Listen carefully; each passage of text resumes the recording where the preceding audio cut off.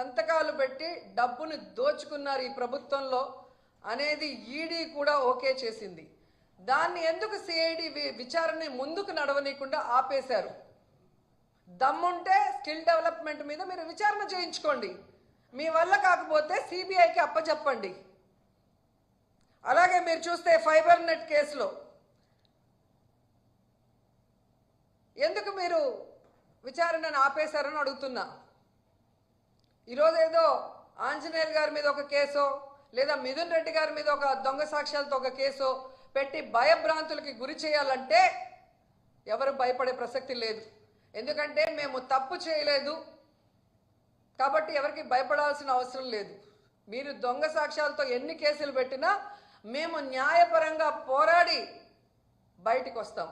కానీ మీ మీద కేసులు విచారణ జరిగితే మీరు పర్మనెంట్గా జైలుకి వెళ్తారన్న సంగతి మీకు తెలుసు. అందుకే అడుగుతున్నా, దమ్ముంటే దొంగ కేసులు పెట్టి మీ పచ్చ ఛానళ్లలో దుమ్మెత్తిపోయడం కాదు, స్కిల్ డెవలప్మెంట్ స్కామ్ మీద, ఫైబర్ నెట్ స్కామ్ మీద విచారణ జరిపించండి. మీకు ఆ దమ్ము లేకపోతే సిబిఐకి అప్పచెప్పండి అని కూడా డిమాండ్ చేస్తున్నాం. అసలు చంద్రబాబు నాయుడు అనే వ్యక్తి సంతకానికి విలువ లేదు అని ఇప్పుడు 4వ ముఖ్యమంత్రి అయినప్పుడు కూడా తెలుస్తోంది. ఏడాది అవుతుంది.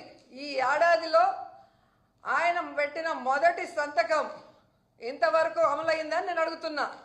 ఇంతకన్నా సిగ్గుచేటు ఇంకేమైనా ఉందా? అదే వైఎస్ఆర్ గారు కానీ జగన్ గారు కానీ ఒక సంతకం పెడితే ఆ రోజు నుంచి అమల్లోకి వస్తుంది.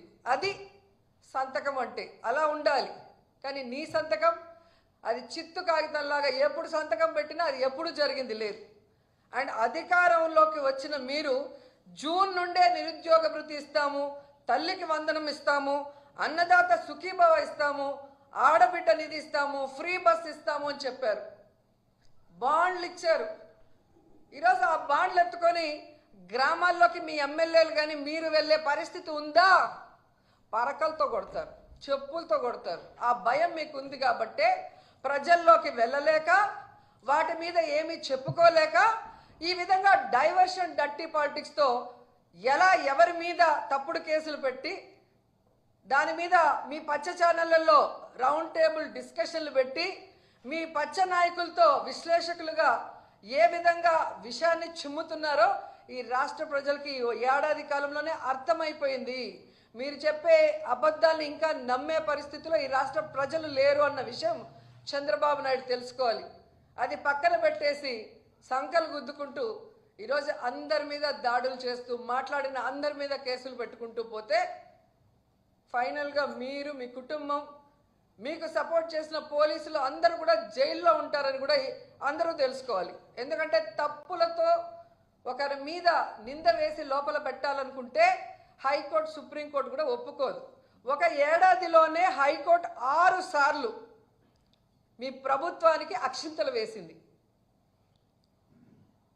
పోసాని కృష్ణమురళి గారి కేసులో కానీ, ఒక సోషల్ మీడియా యాక్టివిస్ట్ని మీరు ఏ విధంగా హెరాస్ చేశారో ఆ విషయంలో కానీ, నిన్న మొన్నట్లో 60 ఏళ్ళు పైబడిన వాళ్ళని మీరు హెరాస్ చేయకూడదు, ఇంటికి వెళ్ళి విచారించాలి, ఇవన్నీ కూడా తప్పుడు సాక్ష్యాలతో వేధింపులు చేసిన పోలీసులకు కూడా ఏ విధంగా హైకోర్టు అక్షింతలు పెట్టిందో ఈ రాష్ట్ర ప్రజలందరూ కూడా గమనించారు.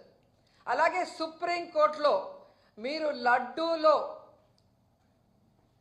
ఏదో కలిసింది అని అబద్ధం చెప్పి మీ రాజకీయ లబ్ధి కోసం కలియుగ దైవం వెంకటేశ్వర స్వామితో చెలగాటమాడినప్పుడు కూడా మీ మీద ఒక సీఎంగా ఉన్నా కూడా మీకు సుప్రీంకోర్టు ఏ విధంగా అక్షింతలు వేసిందో ఒకసారి గుర్తుపెట్టుకోండి.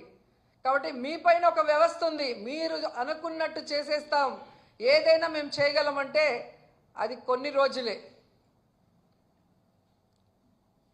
ఈరోజు నేను మోడీ గారిని 2 చేతులెత్తి రిక్వెస్ట్ చేస్తున్నాను.